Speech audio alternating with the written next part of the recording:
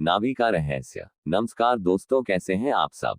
आज हम जिस संबंध में बात करेंगे वो है मनुष्य शरीर का अभिन्न अंग, जिससे का बिना मनुष्य का जीवन ही संभव नहीं है, क्योंकि इंसान चाहे स्त्री या आदमी दोनों का जरूरी जन्म स्रोत ही ये है। क्या है अंडरस्कोर नाभि, जो जन्म से पहले अपनी जन्म देने वाली मां से जुड़ी रहती है। वैज्ञानिक दृष्टि से भी नाभि प्राण का उद्गम स्थान है। गर्भाशय में भ्रूण का पोषण माता के शरीर से होता है।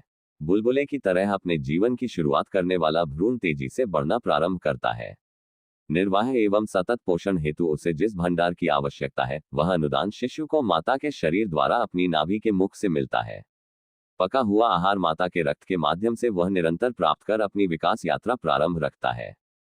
प्रसव के समय जिस नाल रज्जु को काटकर माता व शिशु को अलग किया जाता है, ये नाल ही वह द्वार है जिससे मां के शरीर से आवश्यक रस द्रव्य बालक के शरीर में आता रहता है।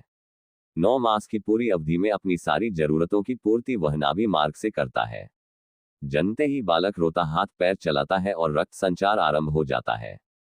हृदय से खून फेफड़ों में जा पहुंचता है और वे अपना काम शुरू कर देते हैं। प्राणवायु को अपने रक्त में वातावरण में खींचकर स्वावलंबन का पहला चरण नवजात शिशु पूरा करता है। अब माता के गर्भाशय में बैठे प्लेसेंटा रूपी फेफड़ों की उससे आवश्यकता नहीं रहती। मां व बालक के बीच संबंध विच्छेद नाल को काटकर किया जाता है। नवजात शिशु की जीवन यात्रा अपने धर्रे पर चलने लगती है। नाभि चक्र पर ध्यान केंद्रित करने से ऊर्जा को संतुलित करने और नकारात्मक भावनाओं को दूर करने में मदद मिलती है।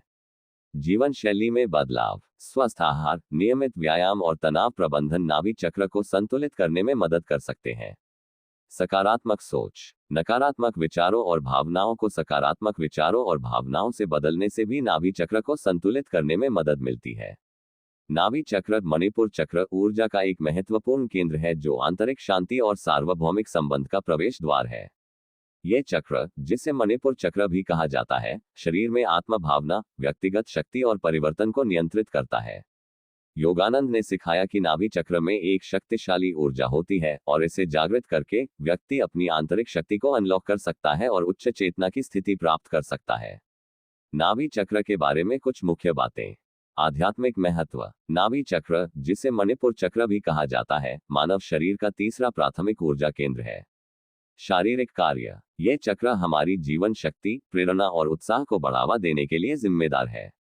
योगानंद का दृष्टिकोण। योगानंद ने सिखाया कि नाभि एक शक्तिशाली ऊर्जा केंद्र है, आंतरिक शांति और सार्वभौमिक संबंध का प्रवेश द्वार। परमहंस योगानंद जी ने सीधे तौर पर नाभि का रहस्य शीर्षक से कोई विशेष लेख नहीं लिखा है, लेकिन उनकी शिक्षाओं और योग ज्ञान के आधार पर हम नाभि चक्र के महत्व को उनके दृष्टिकोण से समझ सकते हैं। नीचे एक योगिक दृष्टिकोण से लिखा गया लेख है, जो योगानंद जी की शैली और शिक्षाओं से प्रेरित है। नाभि का रहस्य परमहंस योगानंद की दृष्टि से। नाभि केवल शरीर का एक केंद्र बिंदु नहीं, बल्कि चेतना और ऊर्जा का एक शक्तिशाली द्वार है। योग और ध्यान में इसका अत्यंत गूढ़ स्थान है। नाभि हमारे अस्तित्व के 3 प्रमुख स्तरों शरीर, मन और आत्मा को जोड़ती है। 1. नाभि, जीवन का केंद्र।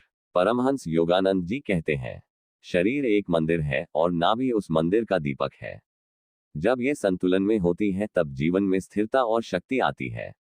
नाभि भ्रूण अवस्था से ही हमारे जीवन का पहला संपर्क बिंदु होती है, मां की गर्भनाल से। यहीं से हमें पोषण और ऊर्जा प्राप्त होती है। 2. नाभि चक्र, मणिपुर चक्र का रहस्य। नाभि के पास स्थित मणिपुर चक्र हमारे आत्मबल, इच्छा शक्ति और आत्मविश्वास का केंद्र है। योगानंद जी ने इसे आत्मिक अग्नि का केंद्र कहा है। जब यह चक्र जागृत होता है, तो साधक में अकल्पनीय ऊर्जा और जागरूकता उत्पन्न होती है। नाभि पर ध्यान केंद्रित करने से आत्मा की शक्ति शरीर में प्रवाहित होती है। 3. नाभि और ध्यान का संबंध। योगानंद जी क्रिया योग में ध्यान के लिए केंद्र बिंदु को भ्रूमध्य आज्ञा चक्र मानते हैं, लेकिन शुरुआती अवस्था में नाभि पर ध्यान देने से सांस को संतुलित किया जा सकता है। इससे मन की चंचलता शांत होती है और साधक ध्यान की उच्च अवस्था की ओर बढ़ता है। 4. नाभि दोष और उसका प्रभाव। योगानंद जी आयुर्वेद के गहरे जानकार नहीं थे, लेकिन उन्होंने शरीर और आत्मा के संतुलन पर जोर दिया। यदि नाभि का स्थान असंतुलित होता है, जिसे आयुर्वेद में नाभि दोष कहा जाता है, तो इसका असर पाचन, भावनात्मक स्थिरता और मन की शांति पर पड़ता है। 5. नाभि का संतुलन कैसे करें। परमहंस योगानंद जी के अनुसार प्राणायाम, विशेषकर क्रिया योग, नाभि को संतुलित करता है। ध्यान और गहरी श्वास नाभि में ऊर्जा प्रवाह को सही दिशा में ले जाती है। भक्ति और आत्मसमर्पण से नाभि चक्र की ऊर्जा दिव्यता में परिवर्तित हो जाती है। परमहंस योगानंद जी ने नाभि को केवल शरीर का हिस्सा नहीं माना, बल्कि आत्मिक ऊर्जा का केंद्र बताया। उनके अनुसार जब साधक अपनी चेतना को इस केंद्र के माध्यम से ऊपर उठाता है, तब आत्मबोध की यात्रा प्रारंभ होती है। वैसे तो आप सब बहुत समझदार, आप जानते हैं जीवन को कैसे जीना है, लेकिन हमारा उद्देश्य आपको बस एक जानकारी देना। अगर कोई गलती हो तो प्यारे दोस्तों माफ करें। अगर आपको इस वीडियो के जरिए कुछ भी सीख मिली है तो लाइक और कमेंट करें। धन्यवाद दोस्तों।